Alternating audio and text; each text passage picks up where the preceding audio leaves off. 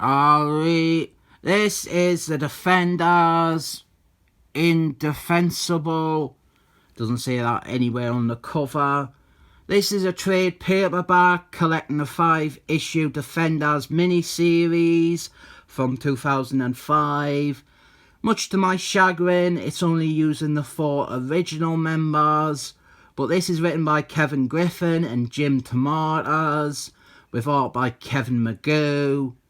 This creative team, Kevin Giffen and Jim DeMatteis, they both have had separate runs on the Defenders in the past, but them and Kevin Magoo, they're probably more familiar as the force behind the Justice League International run, and this is more in the vein of that. At first you are immediately put off by the humour. The humour is very in your face and immature, and it seems out of place, and you think, oh god, this is just going to be Justice League International again without any threshold. Doctor Strange and Nightmare Man, they're doing like Abbott and Costello routines and non-stop humorous back and forths. It doesn't work with either of their characters, and it is very off-putting. Nightmare Man, he has come to warn Doctor Strange that Dormammu, he has teamed up with his sexy sister, and they plan to take over the universe. So Doctor Strange, he begins to recruit the Defenders. First we have got the Hulk, David Banner, and that's a lot of speech, isn't it? The tone is completely jokey throughout this story, and at this point, you're dreading this. But then we have got Seaman, and they write Seaman really well. He is one of them larger-than-life characters that this writing style seems to actually work with. They write him as being stubborn and ridiculous, kind of like Green Lanterns, the Gary Gardner version. But it works with him, and then we have got our villains, Dormammu and his sexy sister, and this very easily could be where the book loses everyone. They decide to make Dormammu and his sexy sister into like a comedy double act. Dormammu and his sexy sister, they are always bickering like children, and they have a petty sibling rivalry, and she's always bullying them. It isn't really funny to make like one of the biggest threats in the Marvel universe into a pitiful second banana to his equally powerful hot sister. It just makes him look like someone who we shouldn't take seriously at all. However, if you stick with it, it will come back around. Here we have got something that almost makes me forgive the sin of this being the bland original iteration of the Defenders. They acknowledge the possibility of calling on Slayer Man, or Satan's son, or Etrigan the Demon.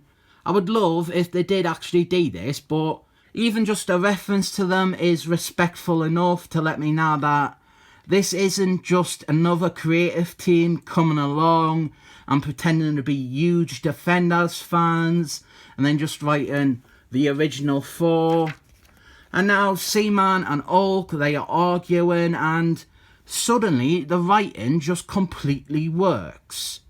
It didn't work when they were using Doctor Strange as a source of comedy or making Dormammu a down-on-his-luck wimp. But now Kevin Giffen and Jim DeMatteis, they are able to dole out the comedy to appropriate characters, the Hulk and Seaman, and their arguing really works. Doctor Strange, he becomes like the straight man, the serious one, and that is an incredible improvement. They go into Dormammu's dimension and they start fighting a bunch of evil demons. Sadly, we also have these really bad cutaway jokes to Silver Surf Man. He isn't rejoining the team because he is hanging out in California with surfers, learning how to relax. I hate it. Again, completely wrong character to de-humour with, and I really didn't like how Kevin Magoo chose to draw Silver Surfman. I get that it's meant to be evocative of his alien origin, and that in the past other artists have drawn him with similar exaggerated alien-like appearance, but never to this extreme and never this cartoony look paired with a one-note joke. And the issue ends with the Defenders facing down evil demons. Pretty bad first issue in all honesty, but here's the weird thing. Issue 2 is tremendously better. The humour, it works a lot more. There's good action pieces around the jokey bits. And it doesn't treat everything like it's one big farce.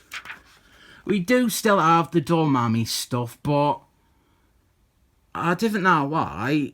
I really didn't know why, but I'm willing to forgive it here for some reason. The sexy sister, by the way, she's an odd character. She's been around since, like, the Silver Age. She is Thingamabob's mum. Doctor Strange's lass. Rachel McAdams. Although, as I've pointed out loads and loads, Rachel McAdams didn't even play her in the film. I thought she did, and now I'm stuck with it. So here we have got the Defenders fighting Dormammu, and then we have got the sexy sister some more, and we've got a really sexy plot with her making the Hulk into a sex slave. So the Defenders, they have been defeated. Dormammu is victorious. And this little scene here is probably the best that Dormammu is written in the whole thing. Then we have got the sexy sister, and she has captured the Hulk. And we're getting the exact sort of rape plot that I love, where a bloke is raped repeatedly by a beautiful woman. Then after that, we're back with another cutaway to the Silver Surfman, and it's not hilarious. Some more of the Sybil and rivalry stuff that really does a tremendous job of making Dormammu seem like the biggest dud in the Marvel Universe. And then they're going to fight Eternity, the living embodiment of all space and time. And that is the end of issue 2, and it's slowly picking up. And by the start of issue 3, I was pretty much on board for this story. Dormammu, he has killed Eternity between the issues. Shame we didn't get to see the fight, but now we have got a villain at his most powerful, as well as a sexy rape subplot. And Dormammu, he is so powerful, it's going to require the Defenders to really come together as a team to be able to defeat him with all his new Eternity powers. So we've got a bit here with Doctor Strange and Seaman, and more importantly, the sexy rape storyline, where Hulk is raped over and over again by the sexy sister. Ignore the stupid Silver Surfman bit because, well, look here, this is like the perfect comic. Hulk is being aggressively sexually abused by a beautiful woman. And if you think that the Hulk is a bit too far removed from a human person, man, for this to be properly erotic, well, she also rapes him in his David Banner form. Best comic ever. I tell you what, this comic would have to really jump off a cliff to not be a must-read series. So then the comic starts to slowly jump off a cliff. Nah, that's unfair. This issue is still good. Seaman, he breaks free, and him and Doctor Strange, they set out to stop Dormammu. And we have got some great bits on this next page with them debating how they would even go about defeating someone who is, in essence, God now. But you see, what has happened is Dormammu, he has recreated all of existence in his own image. And now this alternate Earth, there's a Doctor Strange, and Doctor Strange is evil, and he is Dormammu's disciple.